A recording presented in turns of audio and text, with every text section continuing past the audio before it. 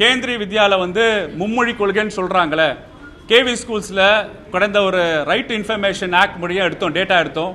அந்த டேட்டா எடுத்து பார்த்தல என்ன புரியுதுன்னா, தமிழ் வாத்தியார்களே கிடையாது தமிழ்நாட்டில். KV school, Kendriya Vidyalaya school நேரடியாக ஒன்றிய அரசு கட்டுப்பாட்டில் இருக்கும் ஸ்பெஷல் ஸ்கூல்ஸ்.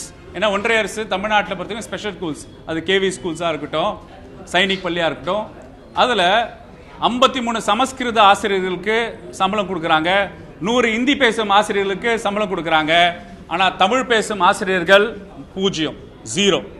அப்போ இவங்க வந்து மும்மொழி கொள்கை என்பது மறைமுகமாக இந்தியையும் சமஸ்கிருதியும் திணிக்கும் முயற்சியை வந்து இவங்க நடத்துகிற ஒன்றிய அரசு நடத்துகிற பள்ளிக்கூடத்துக்கு எடுத்துக்காட்டாவே இந்த கேந்திரிய வித்யாலயா பள்ளிக்கூடத்தில் ஆர்டிஐ இன்ஃபர்மேஷன் சொல்லுது.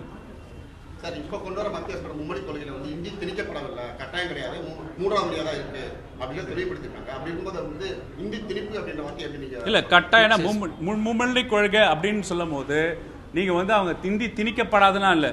இப்போ வந்து ரொம்ப நல்லா தெரியணும், அவங்க மும்மொழி கொள்கைன்னு சொல்வது ஹிந்தி, ஆங்கிலம், அப்புறம் ரீஜனல் லாங்குவேஜ் தமிழ்.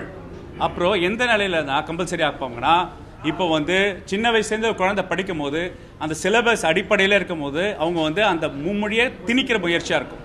ஒரு குழந்தை மருத்துவராக ஒரு குழந்தை வளர்ச்சி அடையும் போது, அவங்க காக்னிட்டிவ் டெவலப்மெண்ட் மூளை வளர்ச்சி அடையும் போது, நீங்கள் எண்ணும் எழுத்தும் இயக்கம் பண்ணும்போது 3ஆம் வகுப்புலேயே மொழி பாடத்திட்டத்துக்கான திணிப்பு நடக்கக்கூடாது. குழந்தைங்களோட ஆக்கப்பூர்வமாக சூழலியல் சார்ந்த கல்வி ஏற்ற பின்க தான் பிற்காலத்தில் அவங்க வந்து கல்வி வந்து மேம்படணும். இப்போ அவங்க வந்து நாங்கள் திணிக்க மாட்டோம் சொல்ல, சிலபஸ்லேயே அவங்க வந்து பாடநூலே மொழிகள் அப்படி தான் இருக்கும், பாடநூல்களே அவங்க மொழியை திணிச்சு வச்சிருவாங்க. அதுக்கு தான் உங்களுக்கு எடுத்துக்காட்டாக நான் கேவி பள்ளிக்கூடத்தில் நடந்த விஷயத்தை உங்களுக்கு நான் சொன்னேன். நான் இல்லை சார், அது எப்படி சாத்தியமா சார்? தனியார் பள்ளியில் படிக்கக்கூடிய மாணவர்களுக்கு வந்து அது சாத்தியமாக இருக்கும்போது அரசு பள்ளியில் படிக்கக்கூடிய மாணவர்கள் அந்த கல்வி கற்றல் திறன் இருக்காதுன்றீங்களா? இப்போ ஒன்றும் இல்லை, தனியார் பள்ளிக்கூடத்தில் அவங்க படிக்கும்போது சிபிஎஸ்சி சிலபஸ் எக்ஸ்ட்ரா பண்ணுறவங்களுக்கு இதே ஒரு அரசு பள்ளியில் சூழலில் படிக்கிறவங்களுக்கு உள்ள வித்தியாசம் நிறைய இருக்குது. இப்போ நம்ம அரசு பள்ளியில் படிக்கிற மாணவர்கள் வந்து முதல் தலைமுறையாக இருப்பாங்க. நீங்கள் அரசு பள்ளியில் பார்த்தீங்கன்னா அதில் நீங்கள் சமூக அமைப்பை பார்த்தீங்கன்னா பட்டியல மக்கள், அதே மிகவும் பிற்படுத்த மக்கள், மலைவாழ் மக்கள் வந்து அரசு பள்ளியில் படிப்பாங்க. அப்போ அவங்க தாய்மொழியும் தமிழும் ஆங்கில மொழியும் இருமொழி பள்ளியில் நான் படித்தனால தான் இன்றைக்கி நான் இங்கே இருக்கிற சமூகம் ஒரு 2-3 கோடி தமிழர்கள் எல்லாருமே இன்றைக்கி ஆங்கில பரிவும் பெற்று தமிழ் மொழியும் பெற்று இன்றைக்கி வந்து சமூக பொருளாதாரத்தை உயர்ந்த நிலையில் நம்ம இருக்கோம். இங்கே அதனால தான் நம்ம மேலை நாடுகளில் போய் பணியாற்ற விதமாக இருக்கட்டும், பல மேலை நாடுகள் முதலீடு நம்ம தமிழ்நாடு கொண்டு வரதாக இருக்கட்டும், அவங்க வந்து இந்த இருமொழி கொள்கையினால தான் இன்றைக்கி மருத்துவராகவும் வழக்கறிஞராகவும் சாஃப்ட்வேர் டெவலப்பராகவும் சமூக விளிம்பு நிலை மக்கள் வந்து சமூக நீதி கொள்கையினால இருமொழி கொள்கையினால உயர்ந்து நிற்கிறாங்க. நீங்கள் மும்மொழி கொள்கையை கடைப்பிடித்த நீங்கள் சொல்கிற டிப்பிக்கல் ஹிந்தி ஸ்பீக்கிங் இருக்கிற மாநிலங்கள் எடுத்து பாருங்கள், உத்தரப்பிரதேஷாக இருக்கட்டும், பீகாராக இருக்கட்டும், அவங்க இதே மாதிரி சமூக பொருளாதார தளத்தில் உயர்ந்திருக்காங்களா, கிராஸ் என்ரோல்மெண்ட் ரேஷியோவில் உயர்ந்திருக்காங்களான்னு என்ற அடிப்படை இருக்குது. இன்னொரு டேட்டா, இந்து டேட்டா பாயிண்டில் ஒரு டேட்டா உங்களுக்கு நான் கொடுக்குறேன்.